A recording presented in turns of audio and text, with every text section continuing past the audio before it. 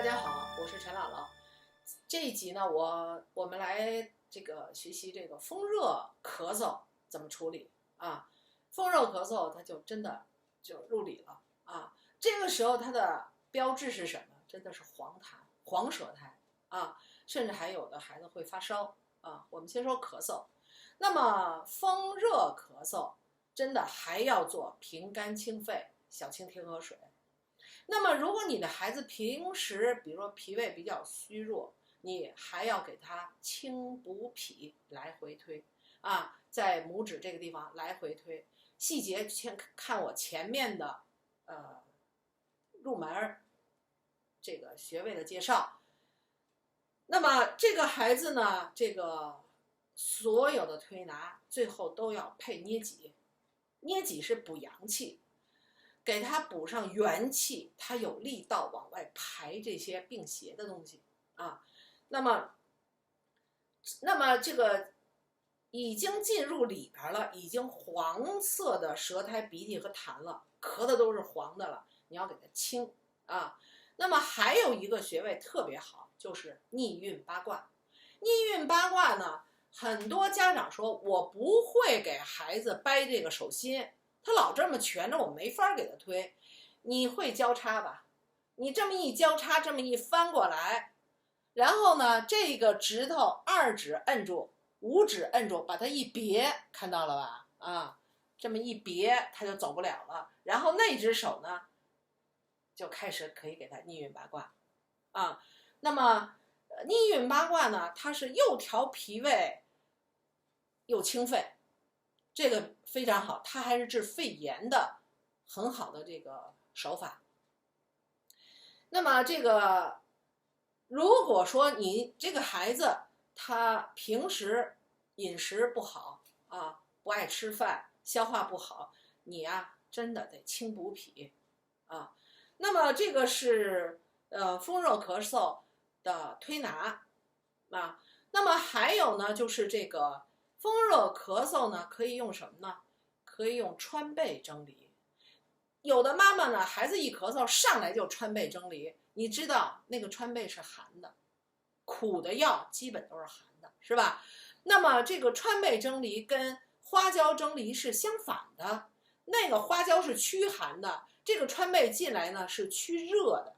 那么所以说我们的咳嗽中医要讲辩证，是寒呢还是热呀？这是起码是表啊还是里啊？这起码是八纲辩证里的，对不对？多少要有一点辩证知识。那么有的呢就是舌苔淡淡的有一点黄啊，这个你要看到哪儿呢？舌苔的1/2的地方，不是看舌尖儿。好多人我一问他舌苔颜色，他告诉舌尖是红的，那叫舌本质，要看上头那一层膜啊。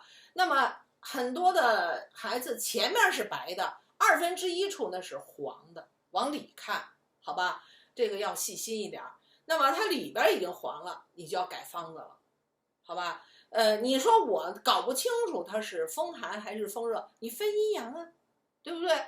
你分阴阳，然后它只要有一点点淡的黄，你就用风热的手法，风热咳嗽的手法，风热感冒、风热咳嗽的手法都可以用啊，加上分阴阳。那么这个川贝蒸梨呢，我的经验是，半个梨也是一切两半，把核挖掉啊，把这个1克，就是大概1、2岁的小宝宝，2、3岁以下的，不是3岁以下，也不是特别厉害的那种，风热咳嗽，就是同仁堂的那个川贝粉，就1克。我看有人推荐叫是2克，我觉得1克就够了啊。那么1克呢，把它分成2半，0.5克，一个半个梨核里头搁0.5，这个半个梨里边搁0.5，上锅蒸，2个屉一上一下蒸，同时蒸。那么这个川贝粉呀，是确实有点苦，你砸一点冰糖渣啊放里头，冰糖也是清肺的、润肺的啊。冰糖渣放里头，这个川贝蒸完了以后，它像面糊糊一样，一坨子一坨的。你把那个梨给它切碎了，拿勺子捅碎了，跟它拌匀了吃，加上这个冰糖汁儿，它基本上吃不出苦来。它的效果是什么呢？上午半个，下午半个，当天就明显的见孩子好。第二天你再吃一个，差不多了。如果这孩子比较厉害，你吃第3个，就是3天的事儿，好吧？这是风热感冒的这个小方子，不论风寒还是风热，都可以给孩子喝一点藕水，莲藕。莲藕呢，它是清肺的。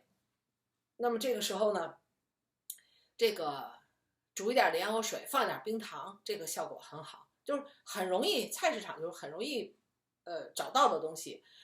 那么这个时候切记不要吃肉，尤其是风热啊。那么这个小孩咳嗽吧，我有一个经验是什么呢？就是真的不能吃水果啊。吃水果呢，很多孩子已经说，哎，陈姥姥，我们已经就是昨天不咳嗽，今天怎么又咳嗽了？我就说你好好反省，你是不是给孩子吃水果？没吃啊。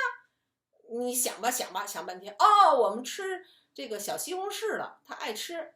还有的呢，他想半天，我们吃酸奶了。你的孩子咳嗽，你拿酸奶去试吧，吃完了他又咳嗽又犯啊。那么这个牛奶、酸奶它属白色的，它属寒，好吧？那么而且呢，这个现在酸奶里的什么凝固剂呀、增香剂呀等等这些东西，他孩子的脾胃他受不了，所以这孩子呢，他脾胃一受阻，又开始咳啊。孩子大多数都是脾虚咳，都是因为脾胃的事儿咳嗽啊，积食咳。我后边就要接着讲了啊。好，那么今天呢，这一集呢，我们就讲到这个风热咳嗽啊，风热咳嗽和风寒咳嗽，你说我搞不清楚啊？还有一种孩子一咳就咳上3月，叫久咳。像这种情况，我们下一集再讲啊。好，今天我们就到这儿。具体的穴位怎么推拿，请大家看前6集啊。还有比较厉害的什么哮喘，请大家注意后面，我后面才讲到。